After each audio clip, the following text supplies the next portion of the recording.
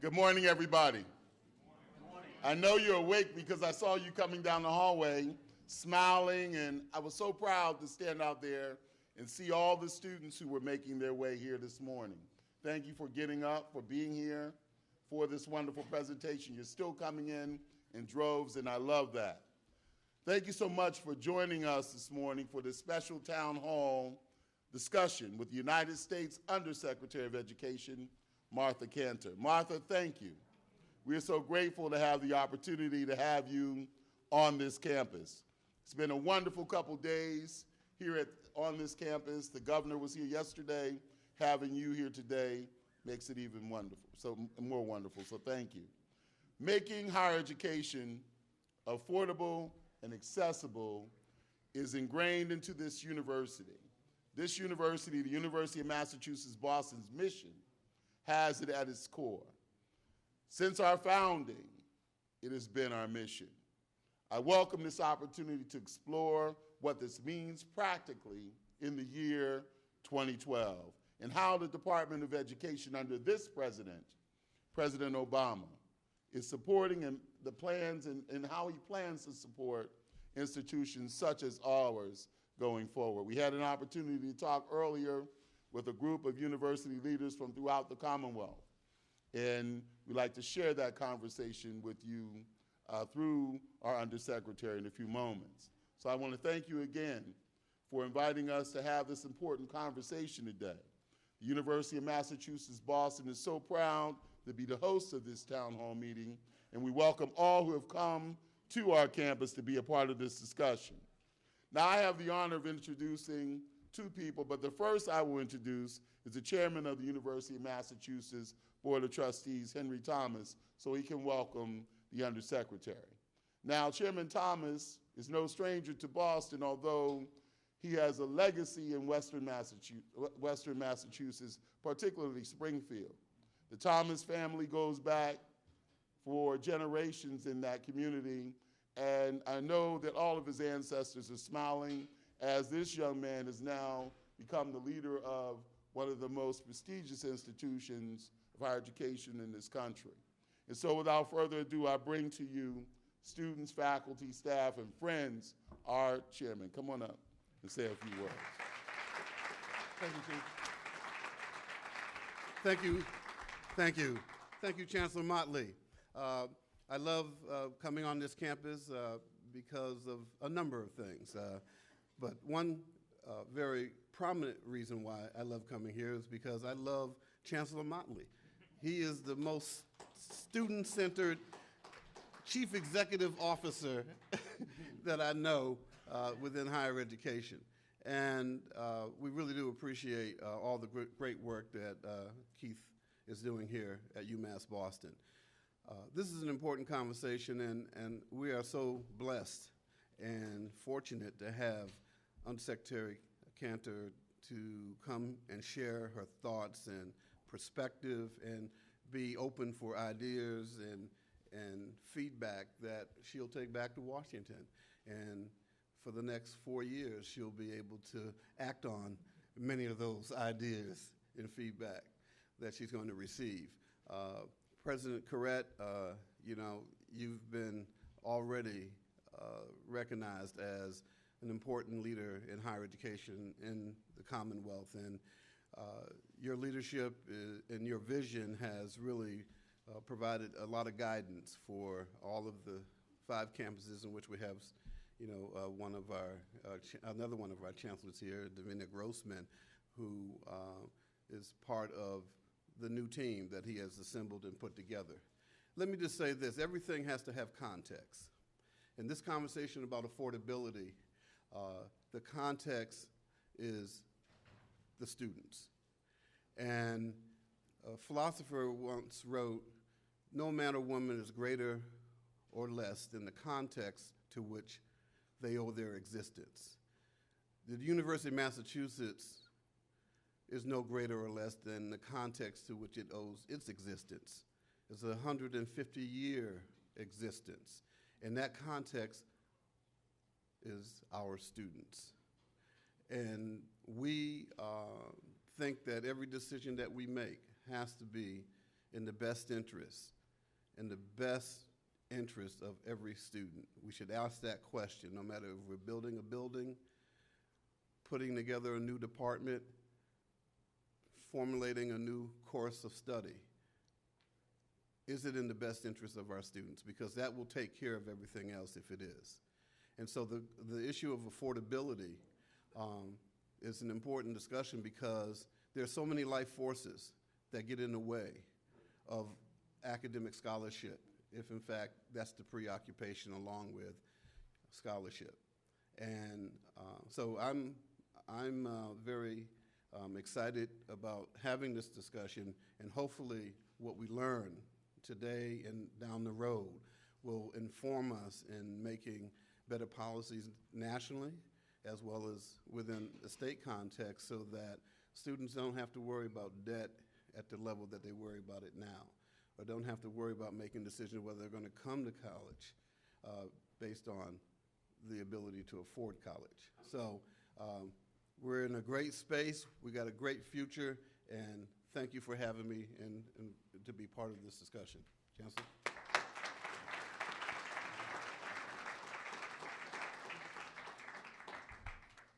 So when we opened up our Venture Development Center here on campus, Harvard President Drew Faust came and she said to me that she found something that I could finally fit in to transport me all around the city of Boston. And she handed me a Charlie card and told me that she rode the T over to visit me. I should try that sometimes. So this morning we have a gentleman with us who's been riding something that he says I can fit in. It's that bus outside. Those of you who thought it was my bus that said 150 years and is sitting out on our circle, it's our president, Robert Caret, who's been going back and forth across the Commonwealth for his second tour, listening and thinking and contributing and allowing people to have the opportunity, as we are going to do today with you, with our undersecretary. And so I want to bring our president forward so he can introduce who you've all came to see this morning. And so thank you again for coming. So grateful to you. I knew you would show up because that's what we do here at the University of Massachusetts, Boston. Mr. President, come forward, please. Thank you.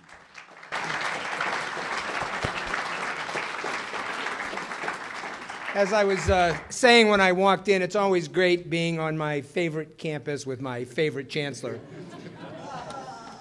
But of course, that's a rotating position depending on the day, especially if there were other chancellors in the room. Let me put just a little bit of context on why Undersecretary Kanter is here. Obviously, she's here primarily to help us understand what's happening in Washington at the Department of Education related to student ability to pay to go to college, student affordability to pay to go to college. But she's also here to listen to us. And we had a small meeting with a group of presidents earlier where she did a lot of listening. And obviously this is a much larger group involving faculty, staff, and students. And it's an important dialogue. We've had two of them in Massachusetts that I believe. I went to the first one over at Northeastern University a few months ago where she came in. And she just came off a bus similar to mine out here, where she went from California to Virginia, having a similar kind of dialogue across the Commonwealth. The Undersecretary's position reports directly to the Secretary. She reports to Arnie Duncan. And in that position, her role is responsibility for post-secondary education, colleges and universities, adult education, but also a whole series of special needs institutions for a whole variety of reasons, institutions that are, and individuals that come from the African American community, the Hispanic community, faith-based communities, tribal communities across this nation. And so she has a huge role in providing access at the post-secondary level to individuals from all ways of life. And she has a huge role in how that's financed, in working with Congress and with the administration in terms of loan programs, grant programs, work-study programs, and all of the other means we use to pay to go to college. Martha served most recently, before being appointed to the position of Undersecretary about 3 years ago, I guess, about this point, as the Chancellor of the Foothill De Anza Community College District in California, where I first met her. I was at San Jose State University as president for 9 years, and she was at first the head of the De Anza campus in that two-campus system, and then chancellor of the two campuses. And we worked very, very closely with her and with her team. I believe the two campuses together were almost 60,000 students, as I recall, so very large community colleges, many of whom, fortunately, came to San Jose State University. We were very pleased with that. Before that, she worked at San Jose City College, another large community college in the city of San Jose itself. She's worked in a number of arenas. She may expand on this when she talks, but also from a post-secondary perspective, working in California, in Sacramento, the state capital, in the system that oversaw and coordinated the efforts of the roughly 21 community colleges in the state of California. And when I was there, they handled almost 2 million students in those community colleges. Just a huge, huge enterprise. She's had a number of awards. I'm not going to list them all, but I do want to list those that I think, or at least a handful of those that I think are the most prominent. Woman of the Year by the 24th Assembly District in California. Woman of Achievement by the San Jose Mercury News, the primary newspaper in Northern California. The Woman of the Year for Santa Clara County by the American Association of University Women, and Citizen of the Year Award from the Cupertino Chamber of Commerce. She also received the John Gardner Award in 2008 from the Silicon Valley Leadership Forum in Silicon Valley. She's had numerous other awards. She, however, is East Coast based originally. She grew up here in Massachusetts.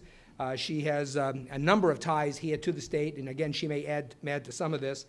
She went to both Harvard University and Brandeis University before taking the trip west, and is now back here. Her mother still lives in Cape Cod, and so it gives her a chance to see her mother when she comes up here, which is always a good thing. And we're very, very pleased to have her with us. When Martha first took the job, I saw her almost within a month of her taking the job. I was still in Maryland at that time. And she said almost immediately, if we can help in any way in Washington, let us know. And once the agenda started being formulated, she said, I want to do one of these affordability summits with the University of Massachusetts and the public universities in Massachusetts. And we've worked with her over the last several months to pull this together. We're very, very pleased to have you with us. And I now introduce Undersecretary Martha Kanter.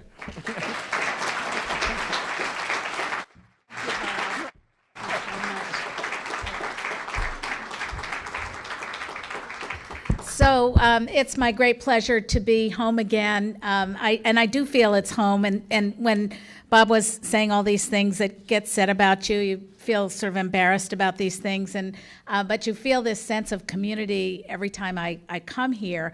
And as both of you were talking, or all three of you were talking, I was thinking back to my grandparents, who actually came over on the boat and ended up in Dorchester, and had a tiny little grocery store before 1920. This was between 1900 and 1920. And the grocery store ended up going out of business right during the Depression, the Great Depression. And they had 3 kids. They had 2 daughters and my dad, who was the only son, the only boy. And he got a scholarship to Boston Latin School and went there, and then was lucky enough to get a full scholarship to Harvard at the time. That was in the late, right after World War I. And then he went into the Army for World War II. And my mother was, and is, she reminded me late last night that she is class of 45 at UMass Amherst. And I said, well, what was it like back then in the 1940s? And, she went to work for the government, as many people, most people who were in school went to work for the government in World War II. And she said, my first semester was in I guess it would have been 45, so 40. And my first semester, I fell in love, and I got a great education that first semester, and then found out that my boyfriend got killed in the war, in World War II, and that was really traumatic, and worked through that. And then I just kept going, but she said, my classes were all girls, were all young women, because all the men, all of a sudden, that second semester, took off for the war, World War II. So when you think back to what you have today, and how people lived during those times, and what they fought for to give us public education, which we have today, which we must preserve, I'm very grateful. You know, I of course, my father was the only one that graduated from college, much less high school.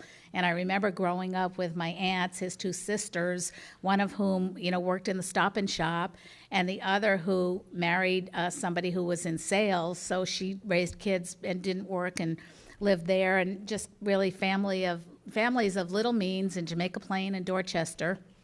And then my dad became a doctor. He was in the medical corps in the Army, and, you know, came back. And I remember driving down to Cape Cod. He had purchased a little tiny piece of land for $2,000 back in 1948, and I was born in 1949. It takes you back.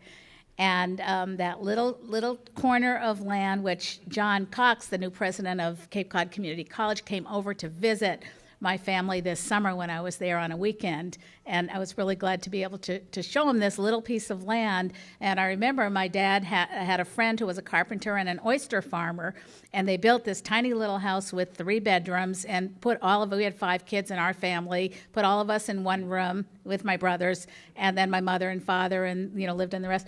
So life is very different now than it was back in those days. And I'll tell you, in 9th grade, I went to public school, the Lawrence School, Lawrence Elementary School, and in 9th grade, I got my first taste of education in the real sense in terms of what I do today. Because Mel King at the time ran the South End House in Roxbury, Massachusetts. And I was one of his tutors back in the early 60s. And I was no more than 12, 13, 14 years old, and would take the tea for 5 cents, which I remember also, and go to that South End house and tutor 3rd graders. And when I saw, and I will never forget the young boy in my tutoring. I think I had 4 kids, and I would go a couple times a week, and I did that all through high school. And so he was really a role model and mentor to me, and sort of changed my life at the time. And, you know, was just a lot of things happened since. And I remember this one boy who actually was in the 3rd grade and learned to read, and I saw it happen right in my tiny little after-school classroom.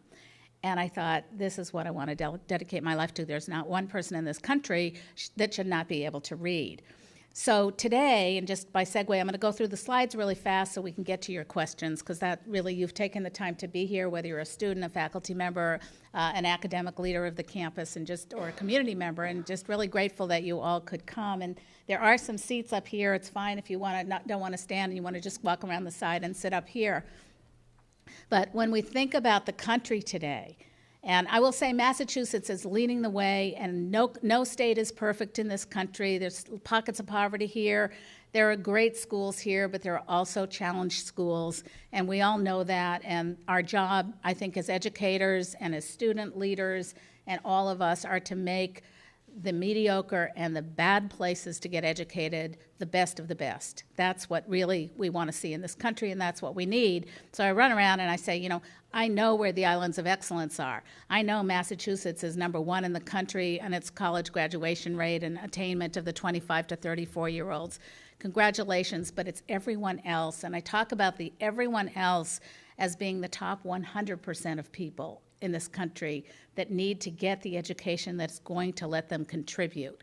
And it's not just contributing in the workforce, it's contributing as voters. You'll see the debate tonight, hopefully. It's contributing to communities, whether it's tutoring or volunteering or just being a good all-around person in the community. We've got to build that sense of social and civic responsibility back into this country, because we're way too polarized as a nation, and we need to live next door to our neighbors with respect and community. So with all of that, today we have 47% of American adults that cannot read and write at the high school level. And that is a tragedy. That is a human tragedy that we must work together to fix. And so the good news is 47% is probably half as much as it used to be 50 years ago. So we had far more undereducated people as a country 30, 40, 50 years ago. But today, we can't afford that. We can't afford to have 47% of adult Americans at a level not being as educated as they're going to need to be, and their children and their children's children are going to need to be going forward. So that's what we want to do in this administration. We want to basically lift the nation, and we've got to do it with you. You are the lifters of this nation. The federal government, I used the word this morning at the roundtable with the presidents, of shared responsibility. So we have to share the responsibility for educating this nation to become what President Obama, and I'll put the first slide on actually. There we go. In the first 30 days after taking office, he took office on January 20th, 2009 with Arne Duncan. So a month after taking office, he came out with a statement, which was on February, to have the highest proportion of graduates in the world. And what does that mean? And it doesn't mean that people shouldn't get a certificate if that's their first entry into post-secondary education training. I'm for that. We need to have a much more highly educated. So we want everyone to be like Massachusetts. We want everyone to have, more than a 60% graduation rate if we can get to that place in this country. And, Massachusetts is leading the way, I think, with your Race to the Top and early childhood and all the things you're doing in academia and higher education and post-secondary training. I think we have to emulate the best of the best, and we don't have that, as I said, across the nation. But the president has been really adamant in saying we've got to have a country that has the best educated, most competitive workforce in the world. And some of the international communities ask me, well, what does this mean for other countries? And I say, wouldn't it be nice if other countries were also best educated, most competitive? Wouldn't that be real competition and real collaboration across the world? And that higher education, of course, is an economic imperative, and we know this, and we don't talk enough about the social imperative or the moral imperative about what education does for the people that take advantage of it. So our goal is to have 10 million more graduates between now and 2020. We've got a lot of work to do, especially in the two-year sector. We don't have enough people getting their certificates and degrees in the two-year community college sector, and I'm so proud to have colleagues from the community colleges here helping us think about ways that we can use federal aid, use Pell Grants, use retention practices, use persistence practices, use technology, use social media, use, most critically, the faculty to help us touch every single student.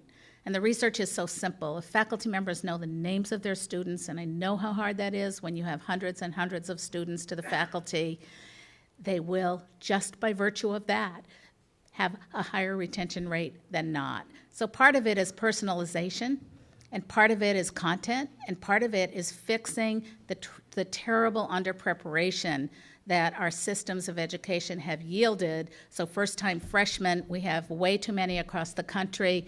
Over half are not prepared for college.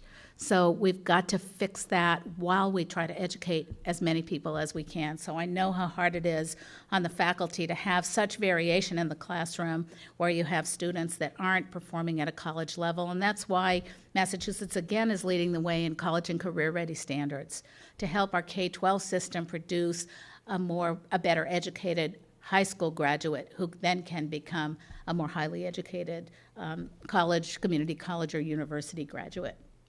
So with that, one of the big challenges for all of us is the dramatic increase in tuition and fees. And it's outpacing income. If you look at this chart, and by the way, if you want these slides, Dr. Caret has the slides. We can make them available to you. They're public information.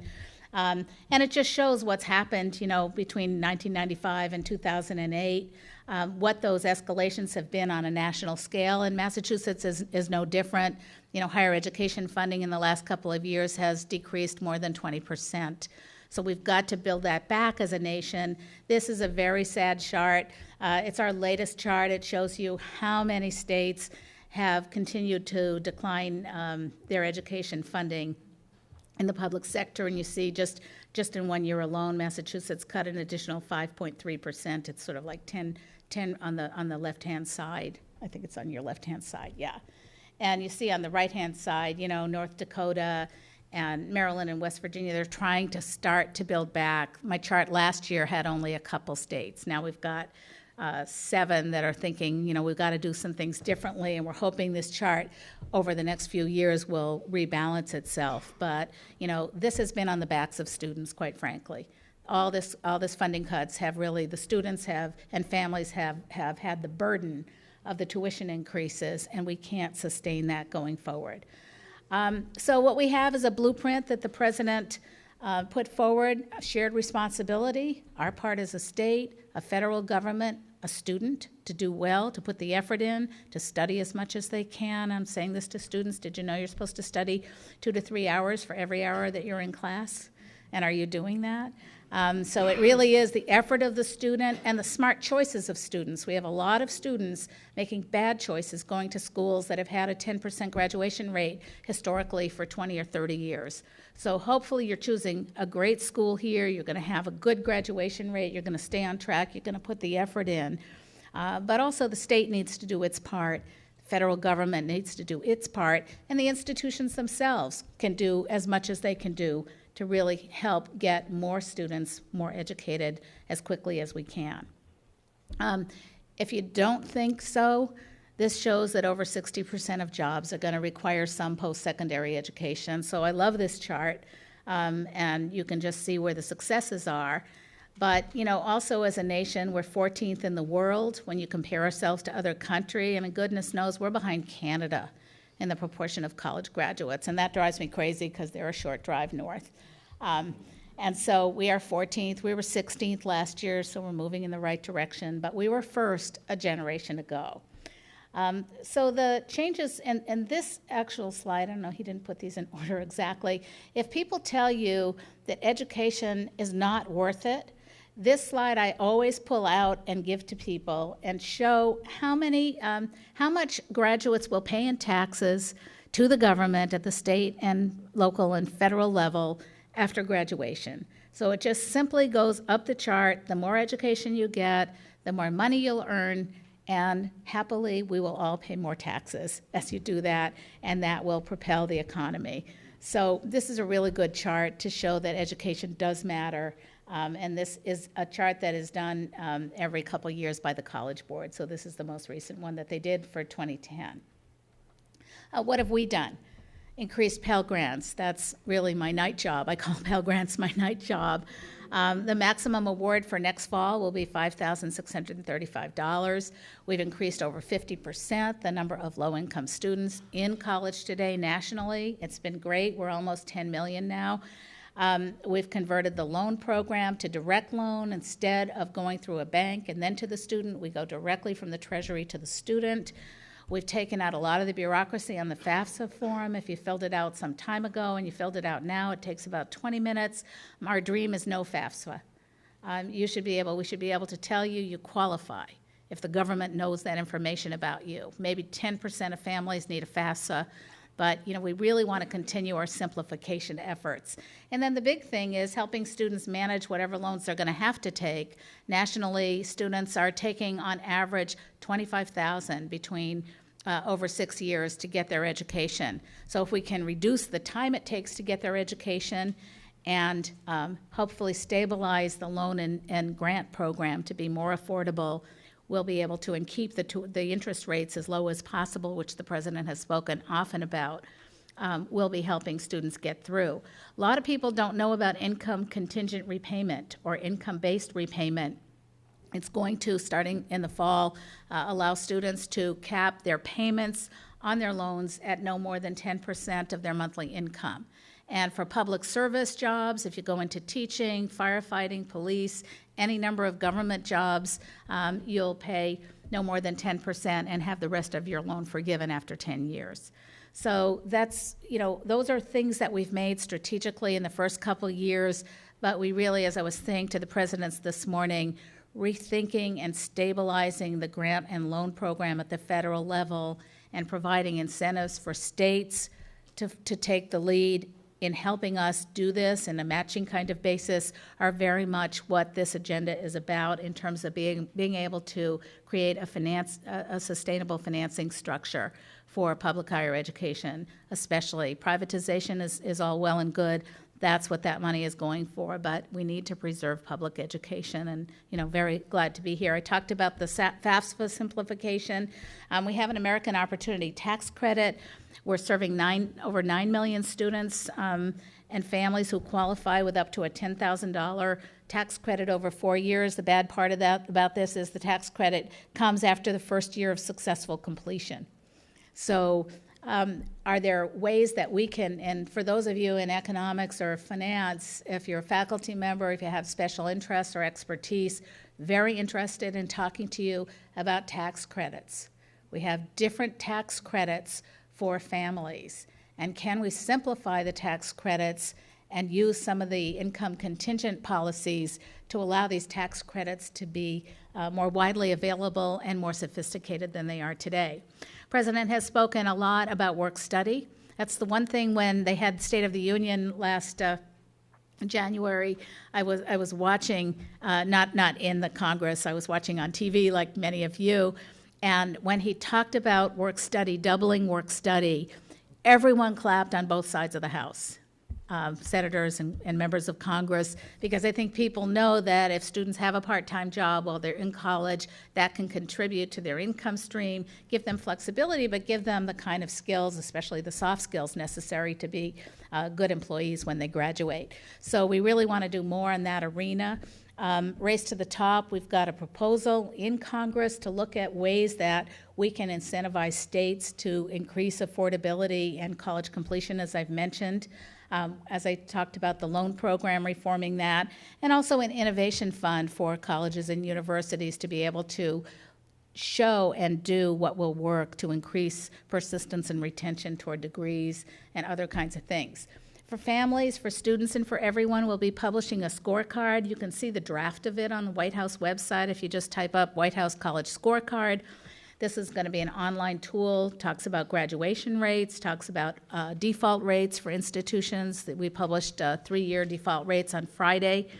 We have terrible time with too many students defaulting on their loans. The good news, and you don't really hear about this too much in the newspapers, the good news is that 85% of Americans pay back their loans after graduation. You will hear about, the 60-year-old person that has a $100,000 loan that might have gone to a career school, didn't get the education, didn't transfer into a new job that paid the wage that he or she expected. But most people are paying back the loans that they've taken. And of the 15% that don't, we can convert half of those, 7.5%, to a successful conclusion. So we have a lot to do, though, because we don't want people defaulting in this country. It's just another burden on taxpayers, and it's a burden on the families and themselves. And shame on us for having students take education at schools where they might have a bad experience and just drop out and walk away. Financial aid shopping sheet, Bob Caret and your colleagues were the first to be, signing on to using common information for students about how to make financial aid easily understood to students. So I want to thank University of Massachusetts and the community colleges and all of you for really helping us with that. My last slide is a 7th grader. She goes everywhere I go, and she would be a successful graduate in 2020. So I talk about her being the 2020 goal. And I say, all of what we're trying to do at the federal level in partnership with the states, in partnership with our universities and community colleges and other providers are really to get more people successfully living lives in Massachusetts and across the country where they will be the citizens that we would be proud of as an America. So let me stop there. Let me thank all of you for sharing these slides with you. And I think you're going to come up here and we're going to have an open Q&A. Is that what we're planning now? So thank you so much, and we'll just sit over here and take questions. So we're going to take some questions. I know there's a lot of questions. I see it all over your faces. So I'm sure lots for the secretary. Yeah. Hi, I'm Shauna Manning, and I'm a proud alumna of San Jose Community College and UMass Boston. I got my associate's degree at San Jose Community College, and it was because of that positive experience that I went on to more higher ed. So one of the things I'd like you to take back is that we need to make education a more positive experience for students starting in K through 12. One of the reasons I delayed going to college was I had a horrible high school experience, and it took me a long time to understand that college is not the same as high school. So I think it's just really important that we give students positive experiences so that they will continue, and more than just taking 1 year of higher ed, they'll love it so much, they'll want to continue and get their degree. The other thing I wanted to mention was I was interested in what you said about social and moral imperative. We hear a lot about the economic imperative, but not about the other part. And it's my understanding that since the Reagan era of the 80s, the conversation has been more that education is a private benefit, not a public benefit anymore. And so I think that's something that really needs to get out there, is more about how educating our citizens makes a difference, not just economically, but in our community, in our homes, and in other institutions that we all have. And then the last thing I wanted to say, as an employee here, the number one reason that we see an undergraduate student is here one semester and not the next is economic. Many of them, they've taken out a lot of loans, they can't handle, you know, the economics of what they're doing. And we've had some students that are a semester or two away from graduation that have never completed their degree. And these are the ones that are carrying a high debt and then have no chance of the payoff of getting a better job. So I just wanted to relay that. If I could mention one thing, we've been pushing, when most of us, or at least the two of us, he's a little younger, got into higher education, and obviously when I first got into it, I wasn't thinking about public policy, I was thinking about organic chemistry. But when you look back, what happened, and as a national average, was the states were paying about 70% of the cost of education, and the student, along with federal support, was paying the other 30%. And Richard Freeland was here. I don't know if Richard's still back there. Richard was saying in Massachusetts it was high. It was actually over 80% at one point where the state was jumping in. And what's happened, the reason tuition and fees have gone up largely nationally is, and Martha showed this on the slides, is state support's gone down. So in Massachusetts, because they have so many other, it's not that they're giving up on education, just have all these other pressing needs, transportation, prisons, health benefits, et cetera, that they've cut education, and we're down to 43% this year. And yesterday, for many of you, we were in a press conference here where the governor on the capital budget side has shown a huge increase back there, and we're hoping that's a trend not only here in Massachusetts but nationally. We have proposed a 50-50 split with the state. UMass has proposed. Let us get back to 50-50. Society gains 50%. The individual gains 50%. It's a reasonable number for today in terms of what's affordable, and let's get this back on track so that it is a part of a shared responsibility, because it is a challenge for a lot of students. One of the things that we are doing is, yeah, I'll hold it away from you. The part of our strategic planning process is that we're focusing in our first prong on student success. And part of fulfilling our promise is that we'll be looking at how those students who leave, retrieving those students, bringing them back to this community to sort of assist them in finishing and being better at that, and being better at finding out whether some of what we know to be true from our own experiences is real enough that we can continue to put in place some of the processes and systems that we can leave as our gift to the future, so that this doesn't happen over and over and over again. This is not a new phenomenon, and we need to settle it, and that's what we're focused on doing. And I just add back to your comment on the high school experience or the education experience you had in K-12. We desperately need schools of education. Boston State College, I was reminded, was a normal school in those days I talked about with maybe I trekked my family through too much at the beginning. I apologize for that, but it is sort of a homecoming for me. And we need great teachers in every classroom, and we don't have that today, and there's no reason you should have been turned off to continuing your education at some point along your way. The good news is that through Race to the Top and the relationships, and it's mostly the relationships, Race to the Top is incentive funding. But if professors can reach out to high school teachers, if Bob Caret and all of the leadership here in Massachusetts can reach out so the superintendents are on a first-name basis to say, how are we going to get better teachers into our classrooms systemically? We all can point to that teacher or set of teachers that made us who we are today.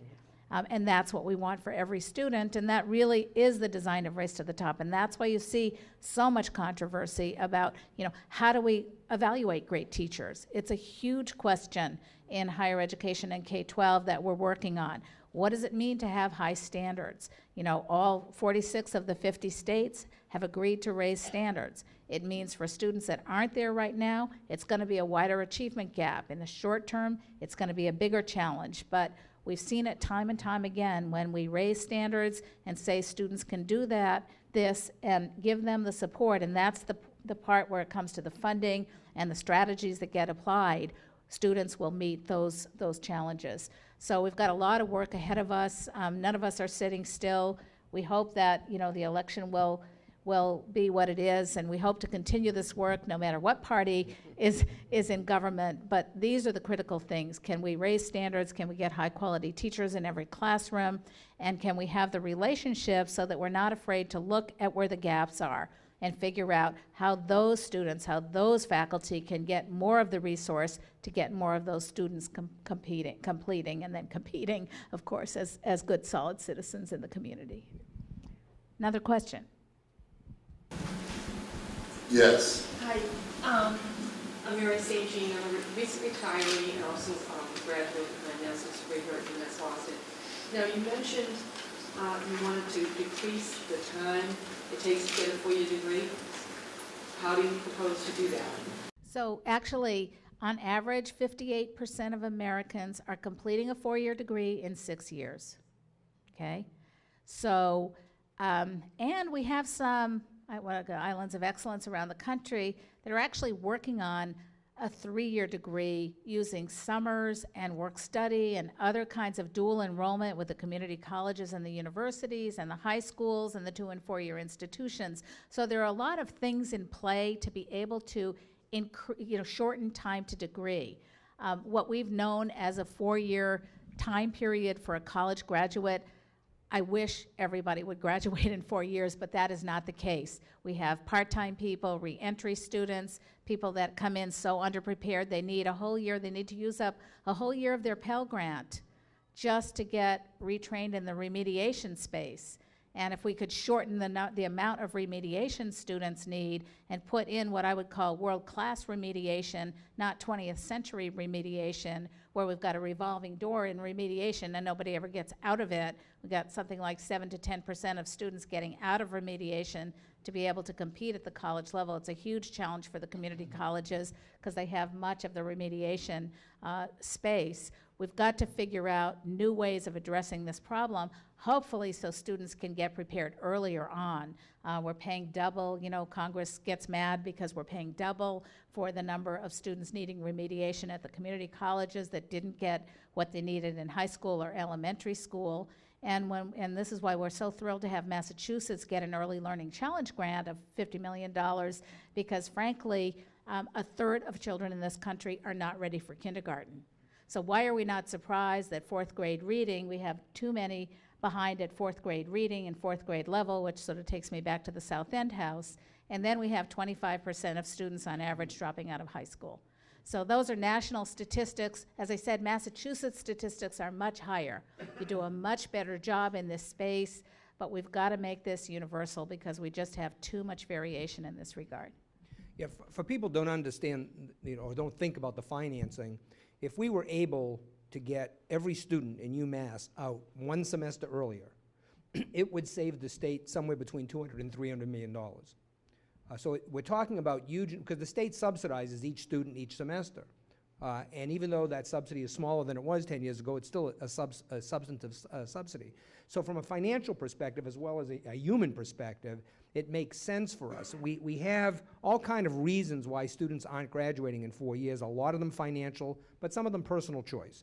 And what we need to do is work with them. One of the things I was doing at my previous campus was expanding the summer.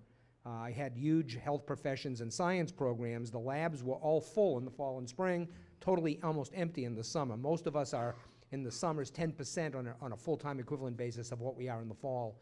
There's no reason why we can't, with good planning, go year-round for those students who want it. There's a difference in funding on how we do that. You can't just do that either for you or for us. But we were able to figure out a way to do that at my previous campus with board support. And we can, using online, using summers and planning, get you through more quickly. But you need to be aggressive in terms of your planning too, and not float. And change majors 5 times. Even though that's a nice growth experience, it's an expensive growth experience. So try to get yourself focused. Go to early college if you can. Take community college courses that allow you to get dual credit with high school credit. Whatever you can do to get yourself through. Not that it has to be a rush, because I think it is a human development period. Most of us would love to be back in college today. It went too quickly. But by the same token, it is expensive to both you and to us, us being the rest of the world that are subsidizing. And it's something that is hurting other students, because then we don't have enough subsidy to handle as many students as would like to come, and we can use those dollars more wisely. Well, first of all, welcome home. I'm so grateful to have you back today. Yesterday at the governor's $100 million announcement, your student trustee talked about graduating in 2 years. Yeah. So one of the great things about this university and our students and all of you, the ideas for how to do it will come from the kinds of conversations that we plan to have with you in the future. The students have great ideas.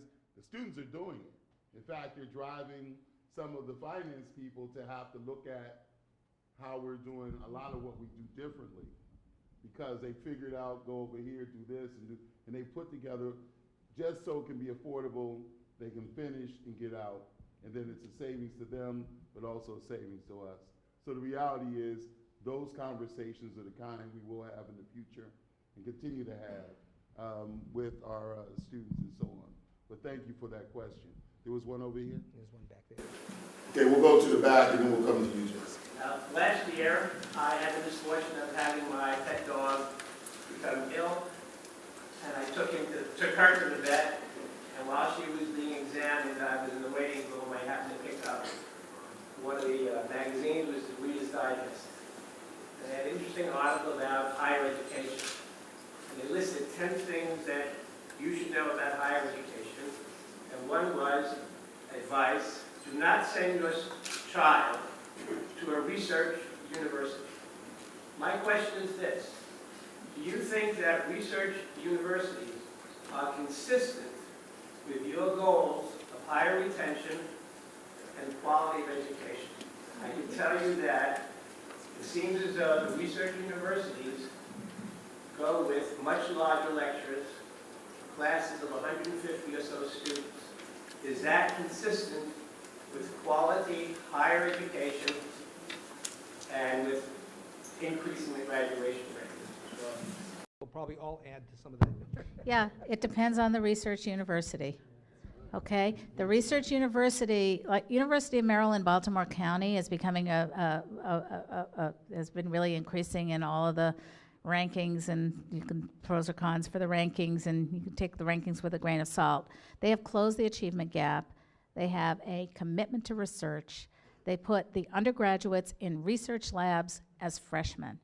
So that's an example, of a flagship University of Maryland campus that has a commitment on the one hand to research and on the other hand to undergraduate education. Carl Wyman, who's a Nobel laureate, was Associate Director of the Office of Science and Technology Policy in Washington. I got to know him. He was a professor at the University of Colorado Boulder. They have totally reinvented science education, the scientific fields, large lecture classes, small lab classes, and they've done all kinds of things to have a dramatic increase in the number of especially women and students of color in the sciences at University of Colorado's undergraduate program. So it depends on the research university. It's unfortunate that we make blanket statements like this with such a diversity of education across the country. We have 7,200 institutions of higher education, and I can point to great research universities that have a commitment to undergraduate success and ones that, are just all about the research and let's just, take advantage of the undergraduates. Now, I think Martha has summarized it well. I do think it's a value system. I've always been involved in largely comprehensive campuses, some more research intensive than others, but not research one campuses. Now I'm leading 5 research type campuses, some very mature, some still growing into that role. And it really is how you do it. And you don't have to go to just large lectures. You know, the whole concept of team-based learning, which is taking, I think just because of its success in terms of learning outcomes, taking hold across the country, allows us to still find financial ways to handle large numbers of students at a research university and do it in a way where education is right up there with research, hand in hand, and research is not driving the agenda itself. One of the good things at research universities is, in general, at least the flagship campuses of our country, their graduation and retention rates are usually among the highest in the state. Part of that is the quality of the student coming in. Part of that is the quality of the educational environment. But I can tell you, as long as I'm the leader of UMass in the presidential office, we're never going to give up on the educational piece. We're never going to give up on the students that need access and need a lot of support to make it successful, because I was one of those students. And I've seen so many students of great ability that you need to grab at some point in life to make sure they're at the right point where they can be successful. So there's not just one model for everybody. And we never, as a university, I've been very clear here at this university that when we talk about a research university, we don't aspire to be like those other institutions. We have been saying from the very beginning that we will be a research university that will never lose its teaching soul. We have said there's going to be an emphasis on undergraduate research, graduate research. We are not going to be, we don't want to be in the corner with other institutions. We want to fill up all the other gaps. We're not going to lose our mission.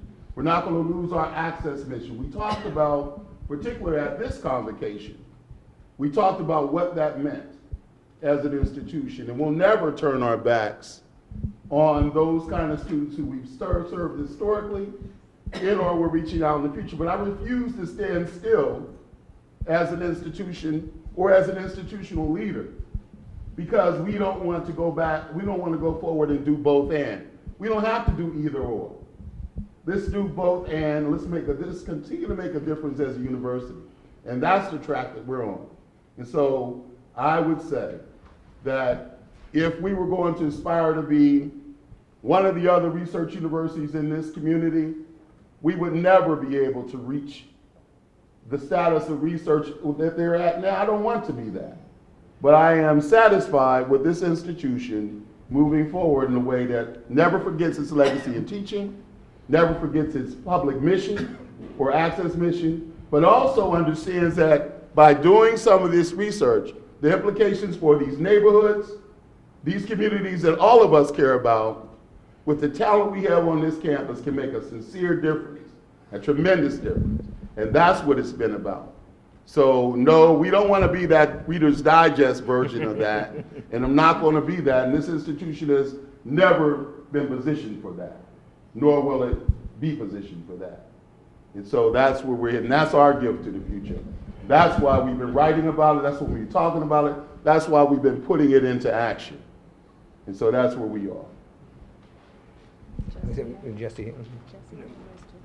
Jesse, yeah.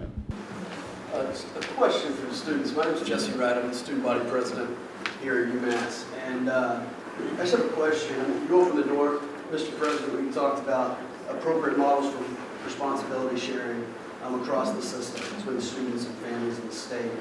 I have a question about, if we're asking the state for a 50-50 split, we've incurred 3 years of extreme fee hikes, especially in our system.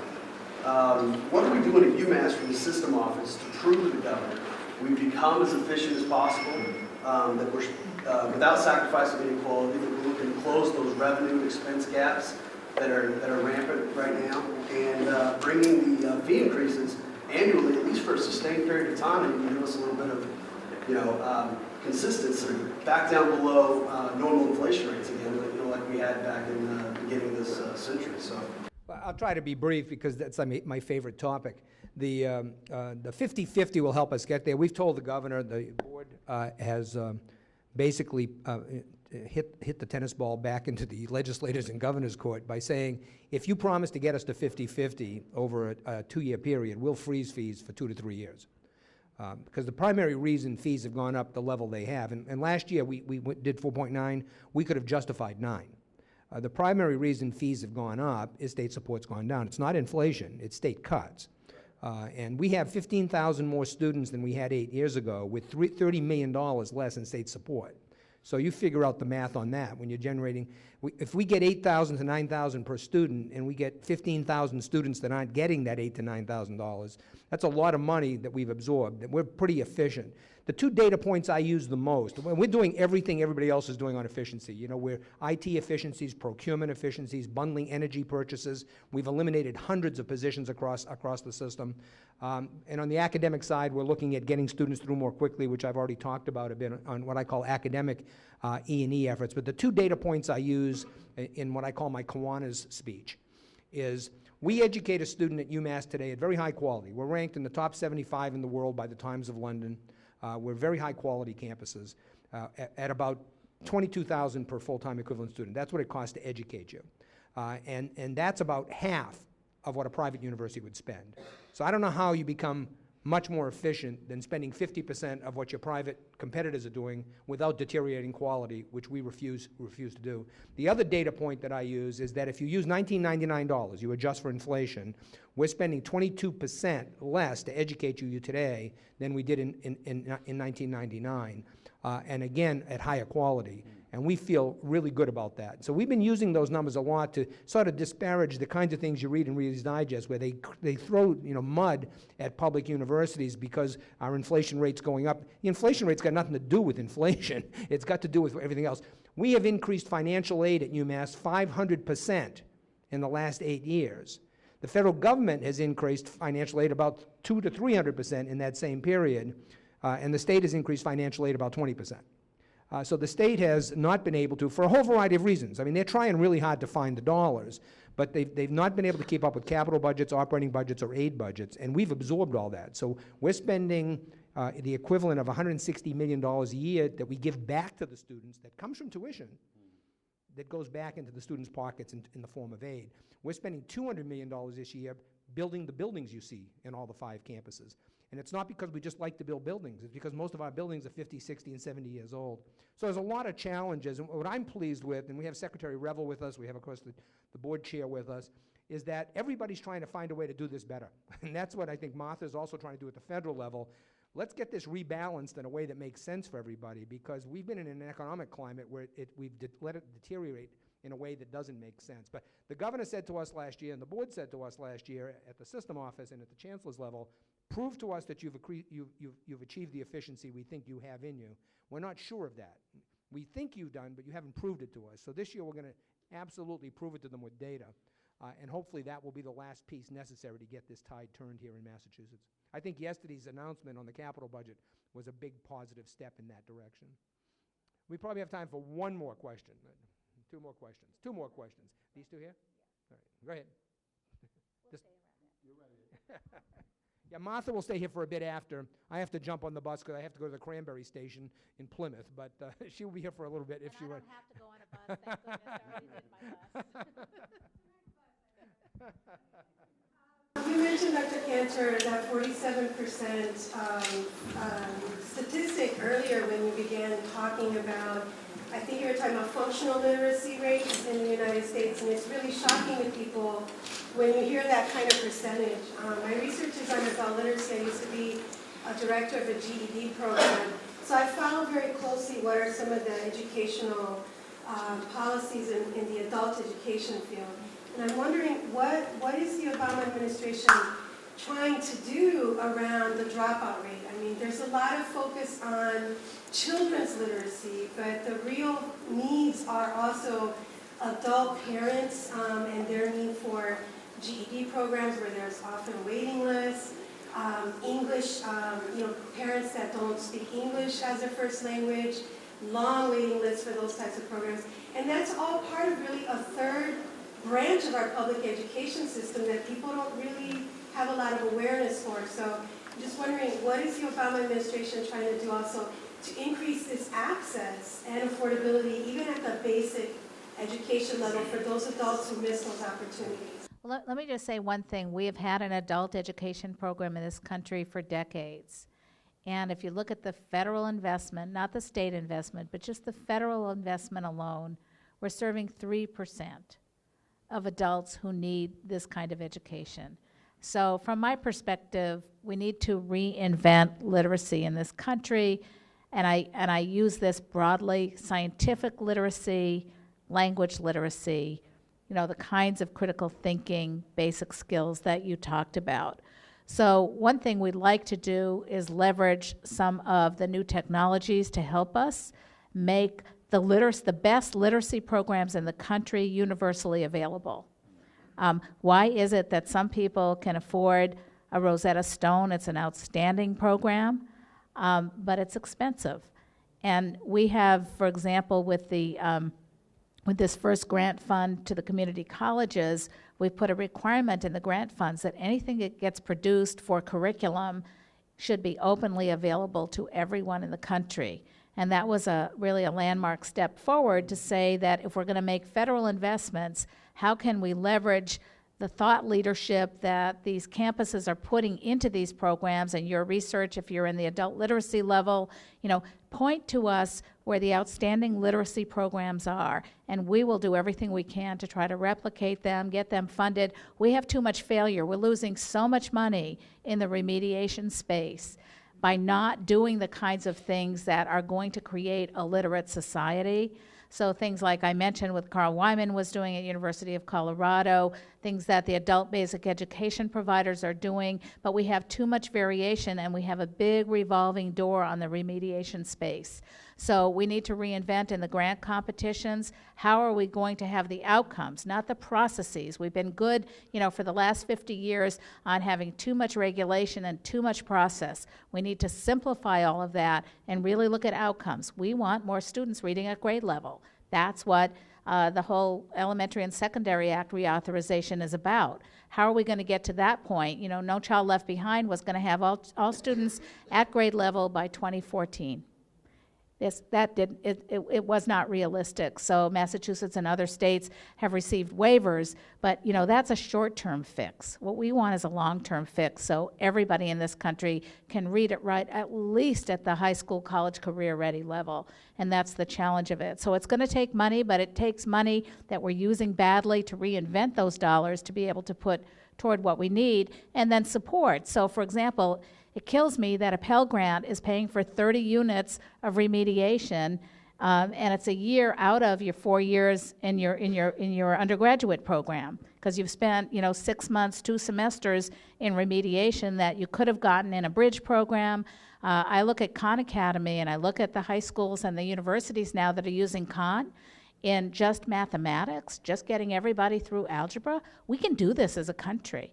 We can get everybody through algebra. We have too many people that just stop out. If you don't do algebra, you're not going on into a scientific field. You're not going to graduate from college. So we've got to do a whole lot better.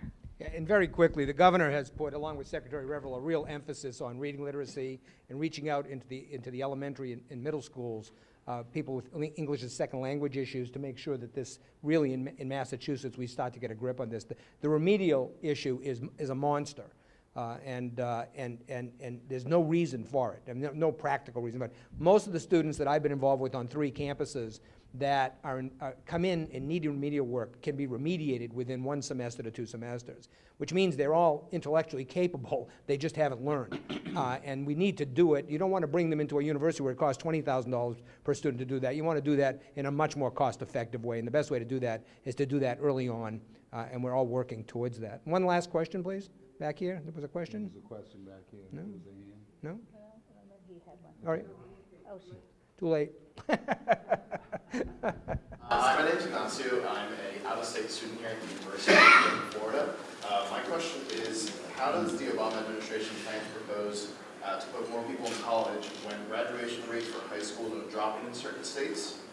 Budgets for both K through 12 are getting slashed. Higher education in certain states are also getting cut, and the cost of tuition fees is growing. I mean, although there is monetary support being given by the states and federal level for certain students, there's plenty of students with aid and without aid, but they're paying their own way or taking on debt.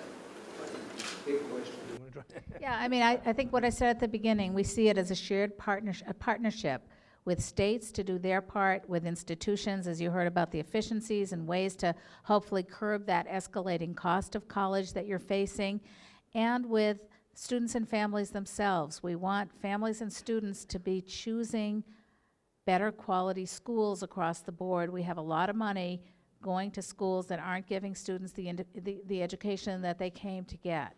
So if families, students and families can make better choices, really investigate. We had some research on the FAFSA form, that if you got a grant or a loan for college, you filled out a FAFSA form. And we had some research that said over 70% of students apply to one school. And that's one big problem. We want students making choices, looking at 2 or 3 places, looking at cost, looking at graduation success, looking at earnings after graduation, and looking at how that university like this one is contributing to the larger social fabric of this society, of this community here. So those are some of the things we're doing. We've got policy proposals for every one of those things. You can look at the president's race to the top on college affordability and completion. That's a design where we would take federal money, match it with state money to get institutions like University of Mass Boston and the community colleges to do the kinds of things more of that will work to get students graduated at high quality places. Well, we're going to have to call this to an end. We do appreciate your participation. I know the Undersecretary does, and please let's show her the appreciation for being here with us.